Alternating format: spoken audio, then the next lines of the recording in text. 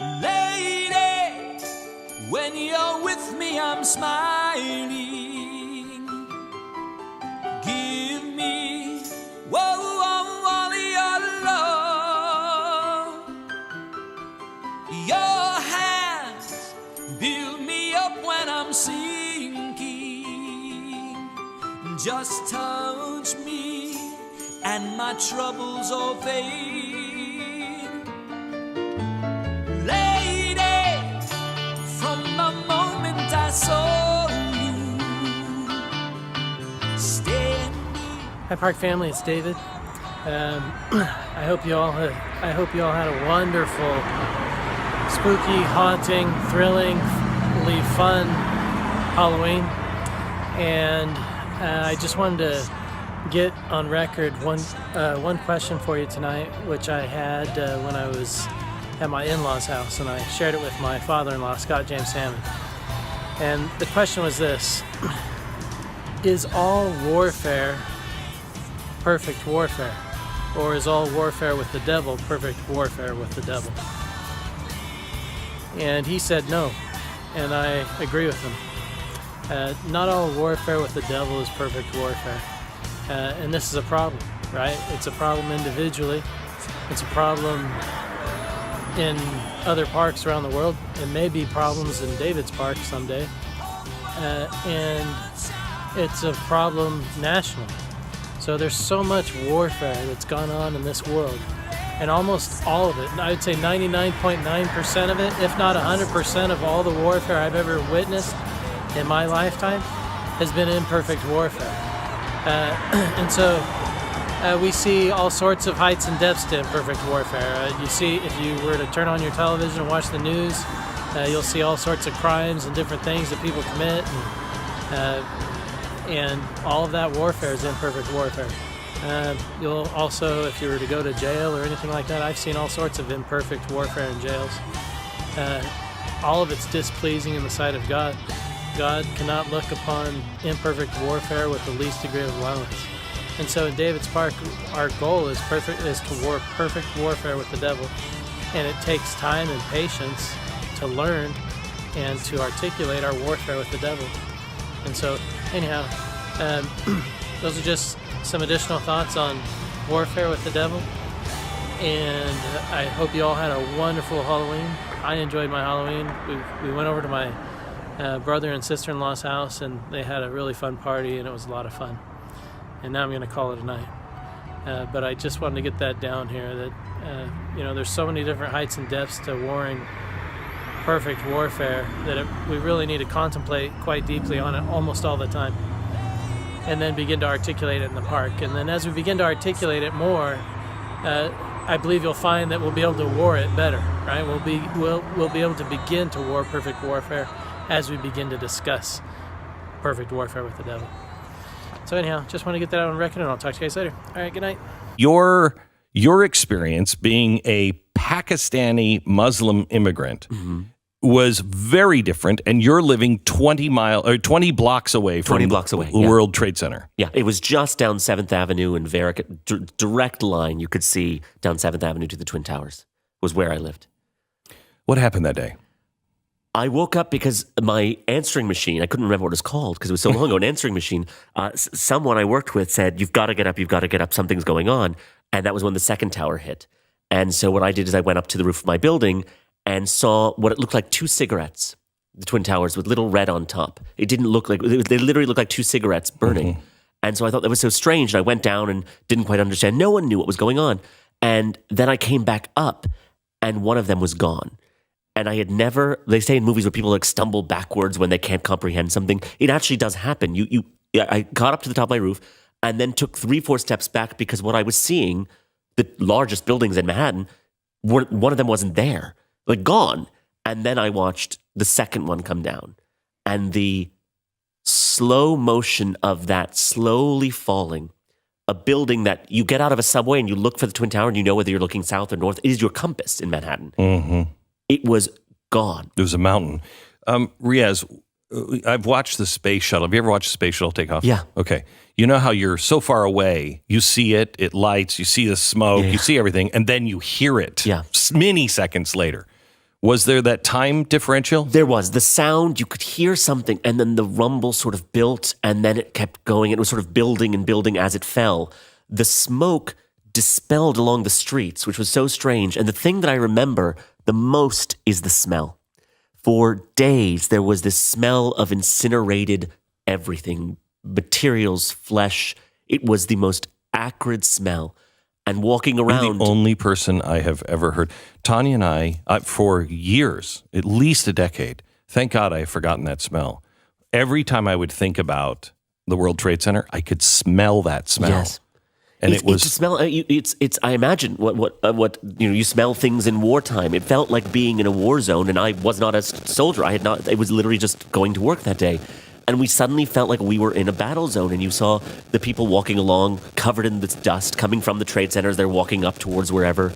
The posters that people put desperately looking for this loved one. Oh my gosh. That was the most heartbreaking thing, that you would see these on every flat surface of walls of hospitals and Grand Central. Photos, their most adorable photo of a woman with her children saying missing, missing, missing, missing. And you knew on some level none of these people would ever be found again.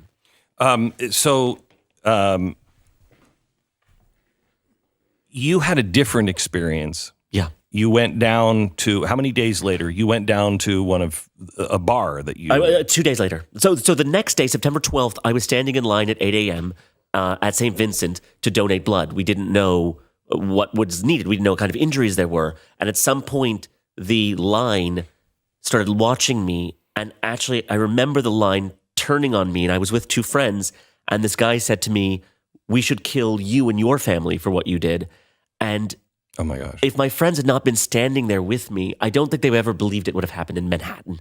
And for the next week, friends of mine would take turns walking me from home to work and back. I was in my neighborhood bar, which I'd been 100 times. And, we all drank a lot more. I'll tell you that. After 9/11, that's all we did all day. We just had no idea what to do. And the neighborhood bar said, "Look, man, I hate to do this, but, some people are getting uncomfortable, and would you mind leaving?" And I said, I get it. They're scared. I'm scared. And I left. And I thought, this is going to be a different experience that I've ever had in America. And it was fear. It's so bizarre because you are an American. You are doing the same. Yeah. You're grieving the same way we are. And a friend of mine, a very good friend, Garth, first guy I ever met in university, died in Tower 1. And I know this because I saw a photo of him on the wall at Grand Central saying missing. And until then, I didn't know he was there. He was there for a meeting. And so the grief was actually someone I know is gone. We can't find him. And I think it was so primal. It became so primal. It was war, it was life, it was death. And it was just a very strange thing to have that rage directed at you. And it changed my life. It changed the way I see when people are angry and upset, that it's not about me. It's about something else. And so what is that other thing? And that sort of changed a way I look at the world now after 9/11, is that things can happen and change the way you're perceived in a moment, but it's not about you.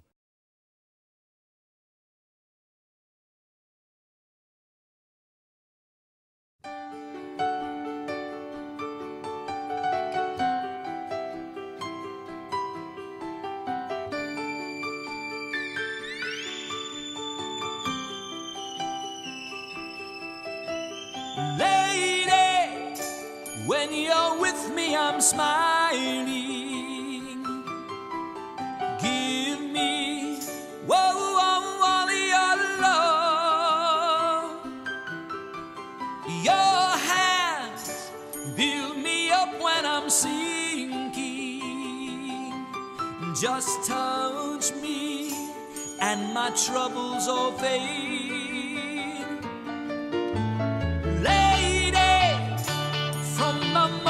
I saw you standing, all alone. You gave all the love that I needed. So shy, like a child who had grown.